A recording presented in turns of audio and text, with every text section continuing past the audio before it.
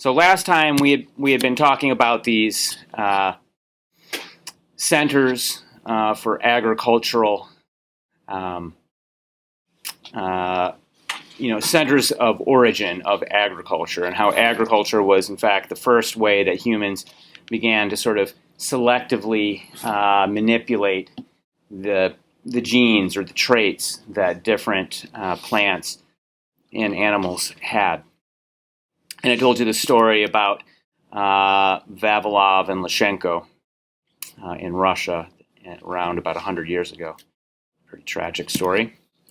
We're going to go back even further because we had, the conflict between Vavilov and Lyshenko was about whether Mendelian genetics was a thing. All right. So I imagine most of you have heard of Gregor Mendel a little bit. Maybe some of you had Mendelian genetics in high school, but I'm going to tell it to you now because this is, it's hard to call yourself college educated nowadays without having a basic grasp on what fundamental genetics is, and given the impact that it has on our society right now, and will continue to have.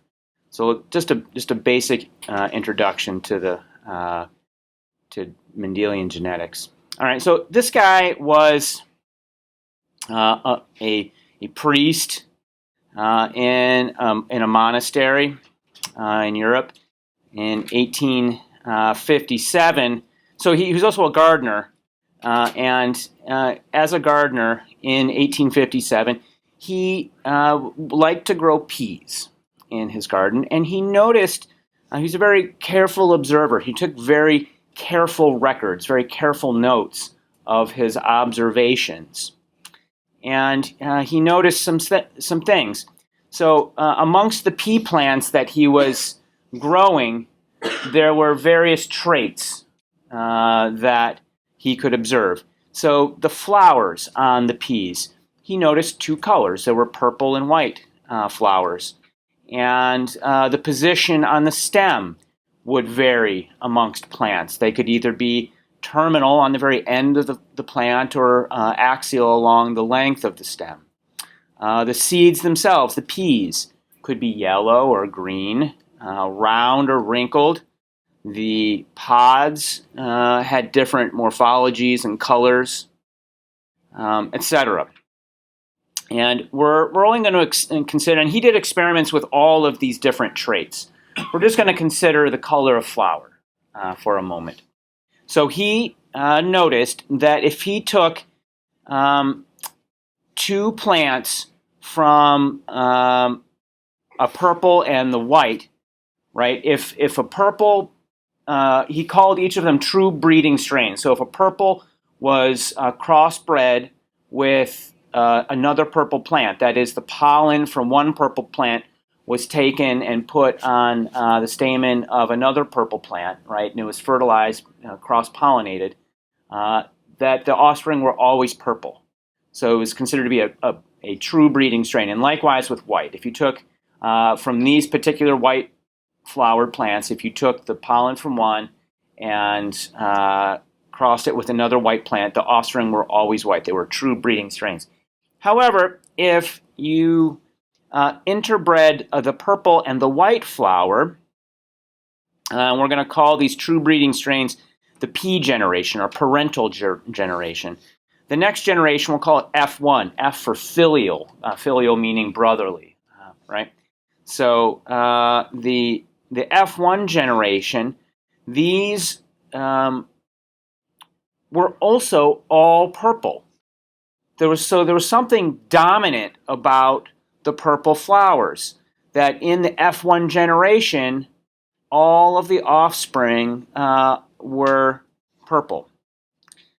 However, if you took those plants, those purple plants, and you crossed a pair of those, that were the offspring of both a purple and a white true breeding strain, that these purple plants were different than the purple plants of the P generation. They were not true breeding. They were not considered to be true breeding because 3 out of 4 of the offspring of these purple plants were also themselves purple, but a quarter of them were white. All right, the white flower from the parental generation reemerged. That trait reemerged. We could go further to say that those white plants that reemerged themselves were also pure true breeding strains. All right, so what's going on here?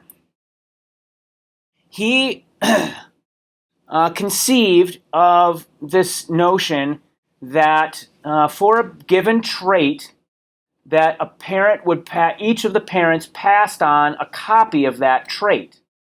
All right, they passed on a copy of that trait, and in the case of the flower color, that the purple trait was dominant, and in a pure breeding strain, that when you're crossing 2 pure true breeding strains, you're getting a dominant trait or gene from each of those parents. We call them alleles. So before we move on, we're going to define 2 terms. We're going to define the word phenotype and genotype.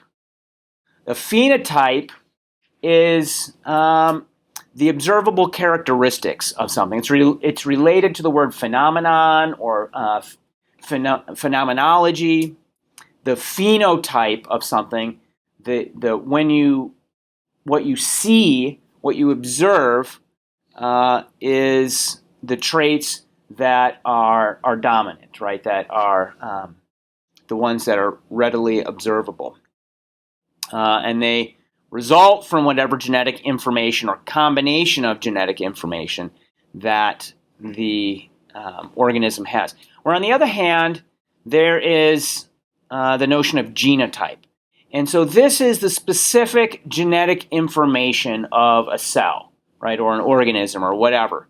And this is a more detailed understanding of the different traits that an organism has. And instead of calling them traits, we're going to call them alleles. Allele is, you get 2 alleles, one from your mother, one from your father, right? And they may code the same protein. They're coding the same protein. It's the same gene. However, one comes from the mother and the other's from the father. So your genotype is just what alleles do you have specifically? Do you have an allele, 2 alleles for purple? Do you have 1 allele for purple, 1 for white, or 2 for white flowers, etc.? All right, so in these pure breeding strains, we see here the father, we'll just arbitrarily calling it that, the pollen, has, and the alleles that we're using, we're going to represent them with the letter B. All right, so capital B is a dominant allele. It just means a dominant gene for purple. Gene is not the right word. Gene is the description of the set of alleles. An allele is the single copy of that gene that came either from the mother or the father. So in the father, there's 2 dominant genes, and in arbitrarily the female in this cross, there are 2 recessive genes denoted by a lowercase b. And because there are 2 recessive genes, the recessive gene is for the codes for the white flower. So if you cross them, there's a 50-50 chance that the pollen is going to be one of the 2 dominant genes, and there's a 50-50 chance in the offspring that the genes passed on through the female side will be one of either of the 2 identical recessive genes. So that breaks this down into this quartile square here, where you have all 4 of the possible combinations all result in an offspring that has one dominant allele and one recessive allele. The dominant allele, the allele for the purple flower that encodes for the purple flower, masks the fact that they also have a gene for a white flower. Okay? Perhaps, in this case, perhaps the recessive gene is just a non-functional protein, right? It's just a non-functional protein. The plant can live without it. It's just some gene that encodes for maybe a protein or something that causes a purple to occur. And without that, the flower is just by default white. All right? It's lacking color. Maybe that's it. I don't know. It doesn't really matter. All right. So this is the first cross, the F1 cross. So all of the phenotypes, 4 to 0, are 4 of them are purple out of 4. And in the genotypes, 4 of them have what's called a heterozygote. So a true breeding strain, I guess here's 2 more terms I didn't define. A homozygote is, so homo meaning the same, zygote meaning egg, I guess. A homozygote is an individual that has 2 of the same alleles for that gene. All right? They can be dominant, they can be recessive. A heterozygote is an organism, an individual that has 2 different alleles for that same gene. Maybe one's dominant and one's recessive. Okay? Does that make sense? Okay. So on the F2 cross, we're going to cross 2 individuals that are both heterozygotes. They're both purple, but they each have a 50-50 chance of handing off either their dominant or their recessive gene. And if you see the possible combinations here, you can see that 25%, there's a 25% chance, a 1 in 4 chance, that the offspring will get a dominant gene from both. There's a 1 in 4 chance that the offspring will get a recessive gene from both. And then there's actually a 1 in 2 chance that they'll get a mix of a dominant and a recessive gene. All right? So the phenotype, because the dominant gene hides the recessive gene in the 2 heterozygote offspring, the phenotype is 3 to 1. 3 purple flowers, 1 white flower. Whereas if you look at the genotype, it's mixed. You get 1 dominant homozygote, 1 recessive homozygote, and 2 mixed heterozygotes. You guys following this? Pretty straightforward. I imagine most of you guys probably had this in high school. But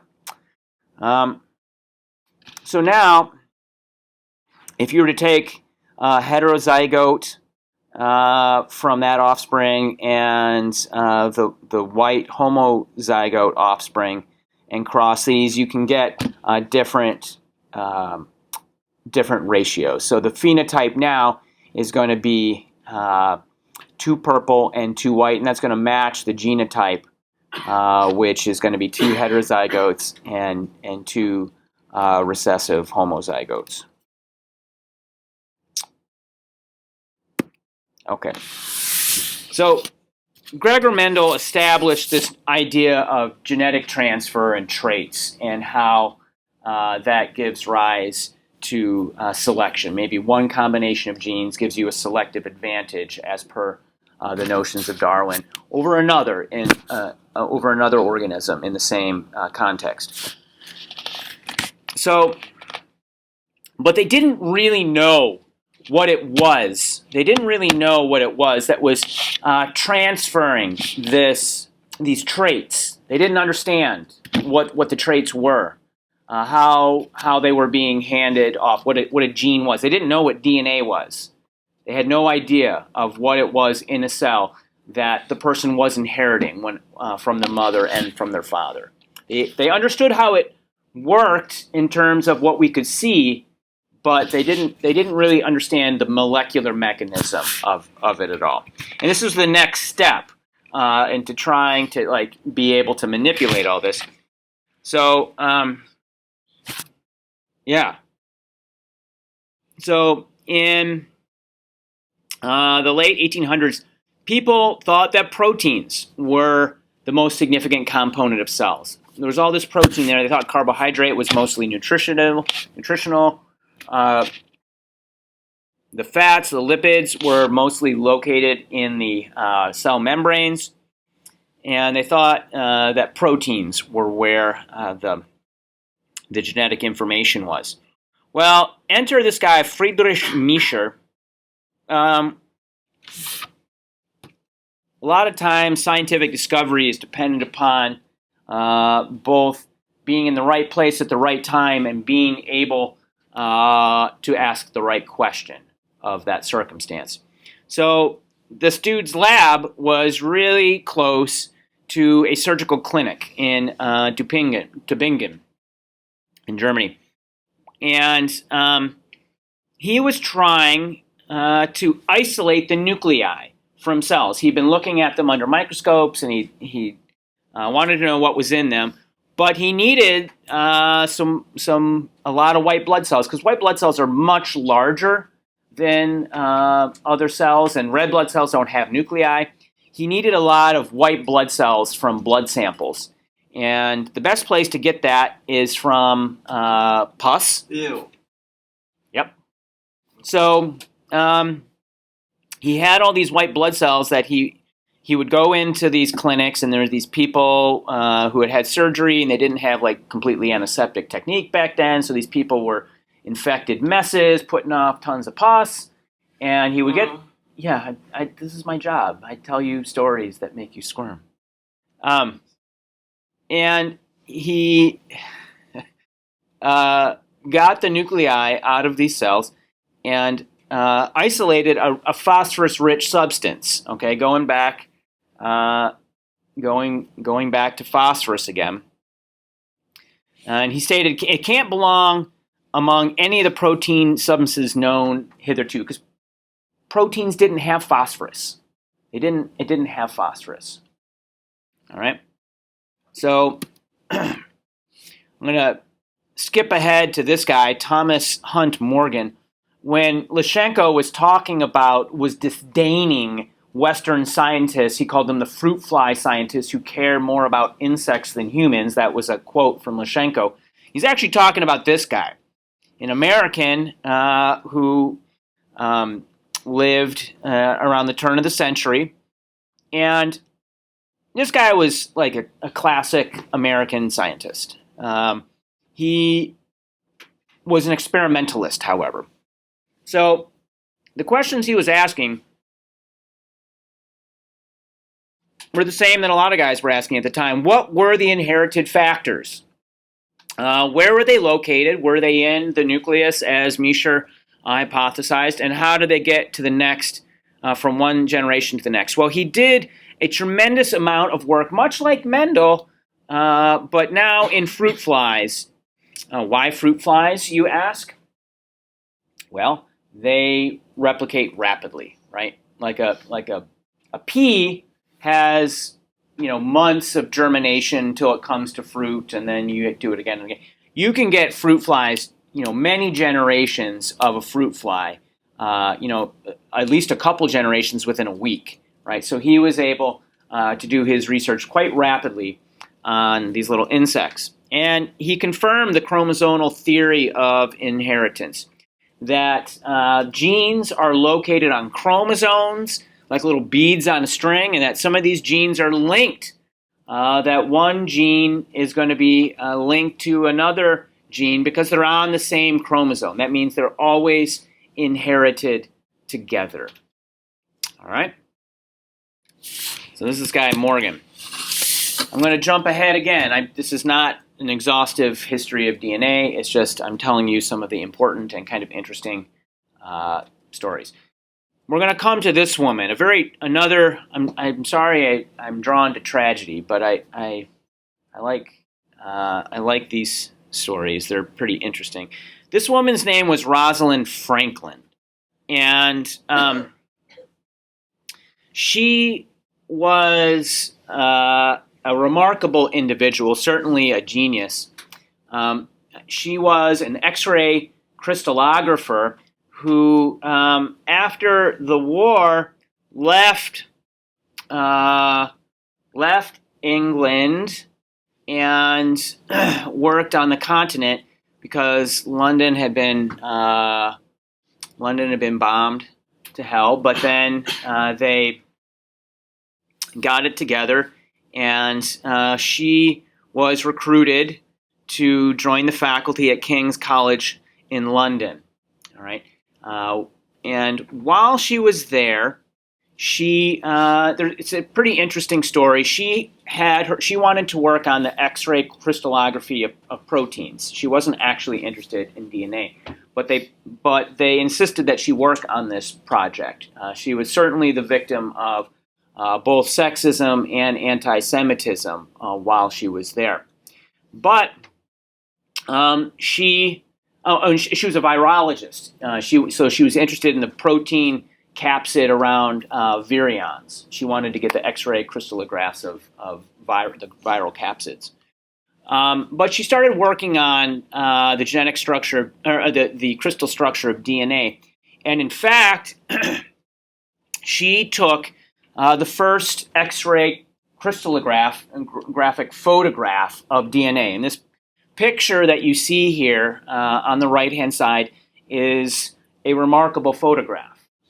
It's called photograph 51 because that's what it was called in her notes. This photograph was the piece of evidence that determined the X-ray, the structure, the physical structure of DNA. You're like, wow, that doesn't look like any of the pictures of DNA I've seen.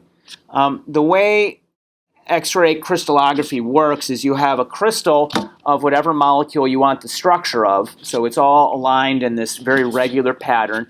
You shoot a beam of high energy light at it, and the light gets dispersed, and you collect it on a piece of film, and that was the pattern that you have. Once you have that pattern, you can back calculate what the structure of the thing that you shot the beam at was. You can infer something about the molecular structure that would give you that kind of a diffraction pattern.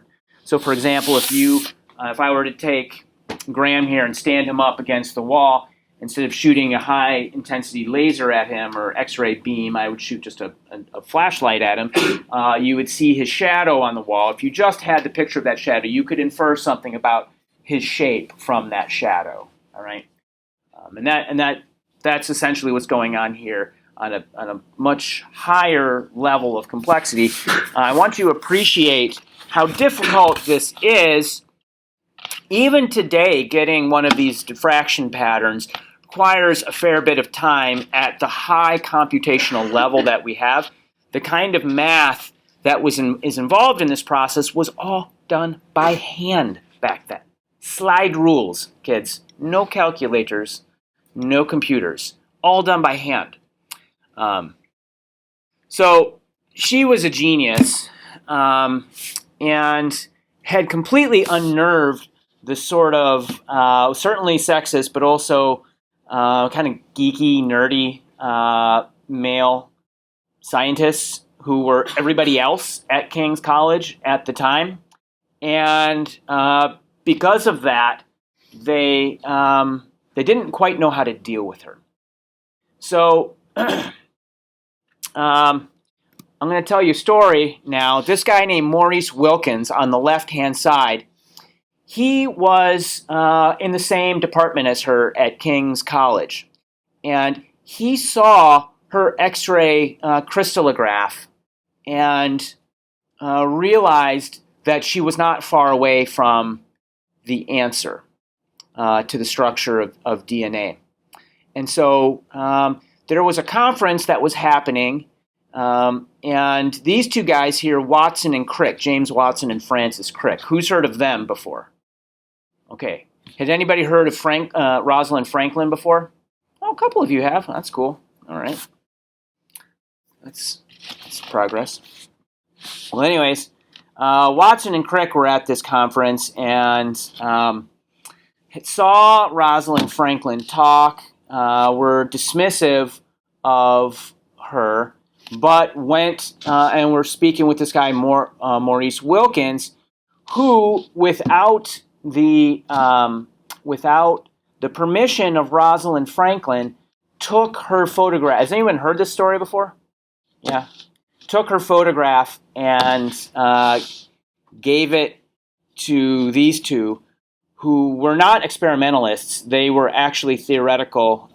They were working with essentially tinker toys, which you see there. They were modeling what DNA might look like, and saw her data before it had been published, and swooped in to make the first publication of the findings. So they were the first one to actually publish the structure of DNA, although Rosalind Franklin certainly, she was a careful scientist and did not want to rush to publish her results before she was absolutely certain of them, because there was a high level of computational complexity to what she was doing.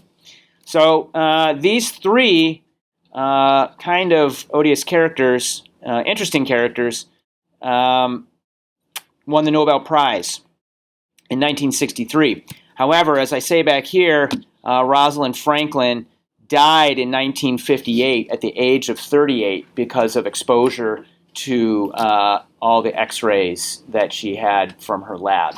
She gave herself ovarian cancer or uterine cancer, some kind of cancer in the abdomen. I don't remember exactly what kind of cancer she got.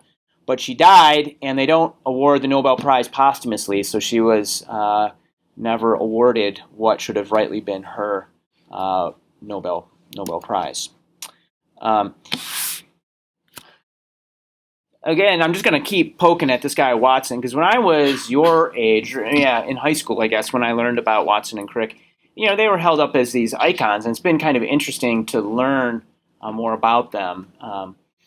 This guy Watson, in this book, let's go back here again. He wrote this book called The Double Helix.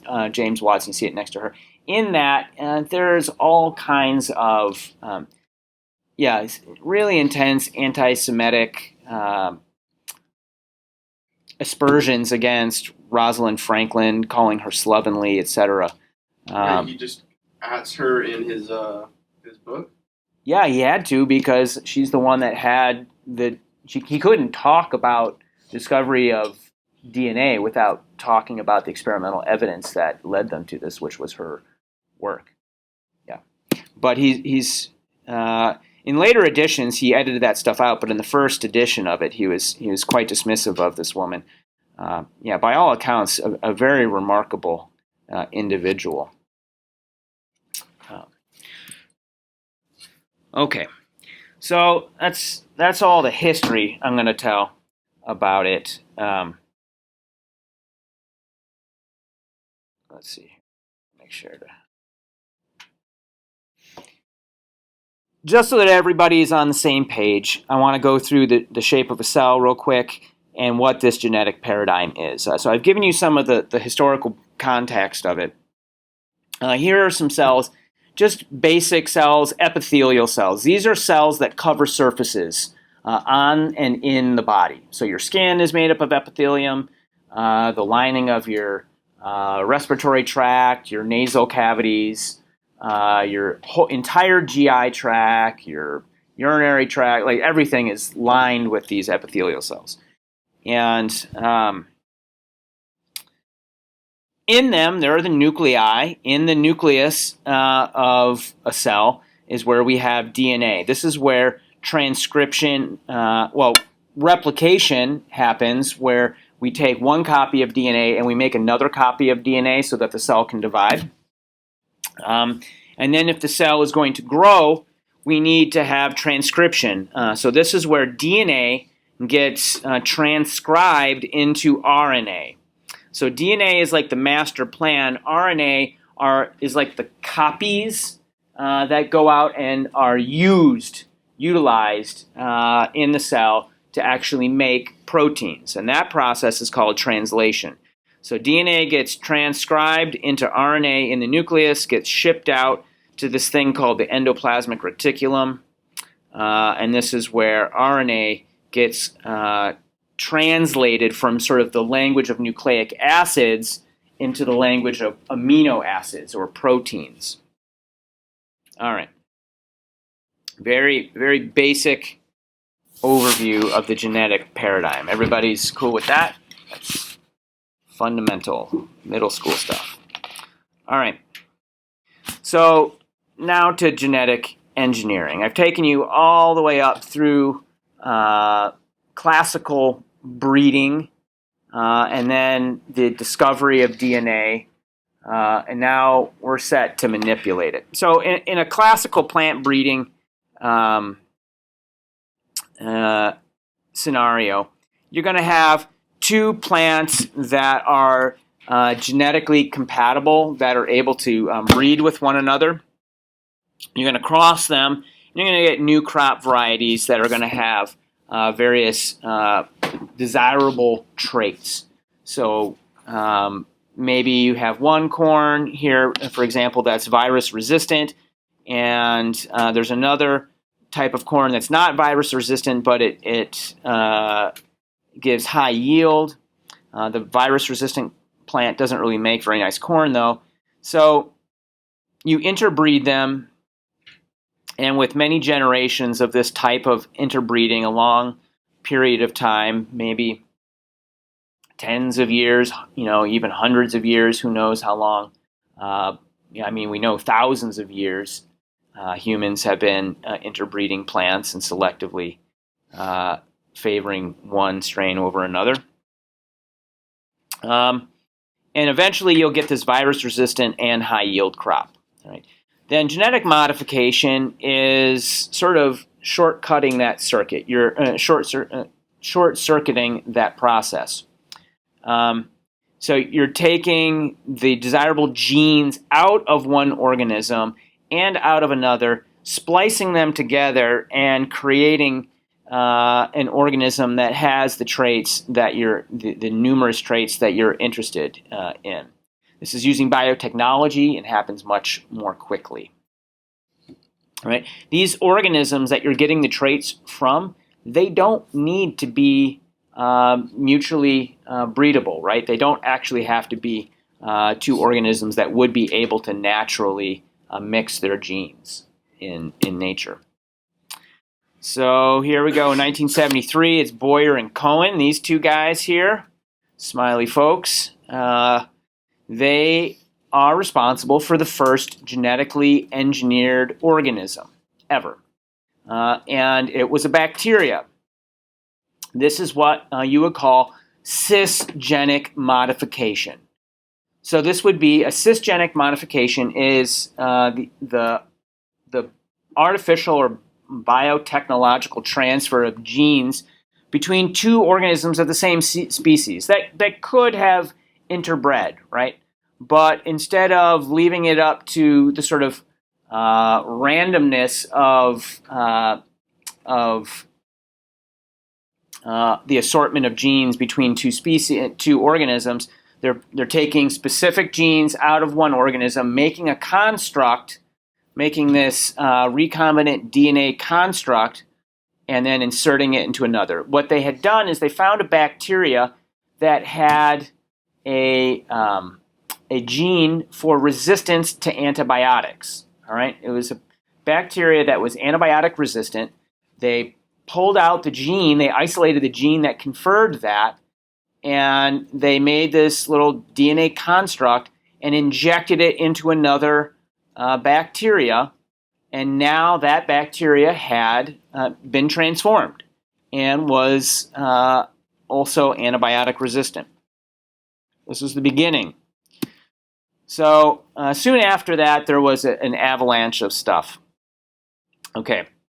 So I guess the first example of a genetically modified food happened in 1994, about 20 years later. It took about 20 years of leaping regulatory hurdles and the development of the biotechnology. this company Calgene unsuccessfully tried to market this tomato called the Flavor Saver, the Flavor Saver tomato.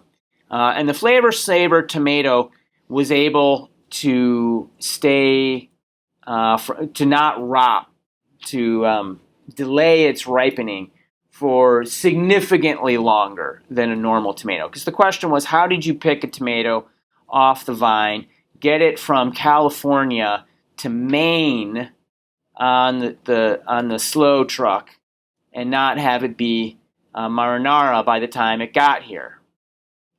So this was their response, the Flavor Saver tomato. How does this work? Well, they have some organism that has a trait that they like, maybe a bacteria or something. They're going to take the DNA that codes for the trait that they particularly like. They're just going to splice it in to the genes from the organism they want to transform, and they inject it into, for example, a plant cell. They grow those plant cells up, they tissue it, they germinate it, and then eventually they can grow a plant from it, and that plant is then able to breed and pass on the genetically modified traits that it has gained.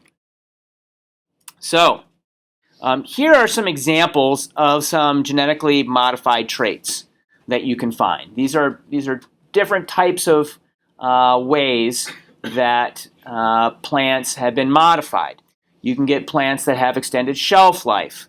They can improve their photosynthetic capability. That means they grow faster. They photosynthesize better. You have plants that have various improvements in their nutritional value. That can be, maybe they make some kind of oil that is deemed healthier for humans. Or maybe they make more of a certain kind of vitamin. We'll see an example of that. Like, for example, golden rice is one of those. Has anybody seen golden rice before? It's like golden colored rice that's high in vitamin A, which was engineered to combat vitamin A deficiency in Asia. Certain GMOs take up less toxins. The next category on my list there is probably the most contentious one, and is certainly the one that I think most legitimately is an area for concern with GMOs. It's this notion of herbicide resistance. So the idea is that you create a plant that is part of a system where you have an herbicide that in general is just going to kill everything. Some plant poison that's just going to kill all the plants except the GMO that has the gene that makes it resistant to that herbicide. All right. So there's a lot of examples of this. Roundup, bromoxynil is a nasty one. You don't hear about a lot, but it's what makes tobacco such a profitable industry. Glufosinate, T24. Yes, sir. Are these that you're naming the?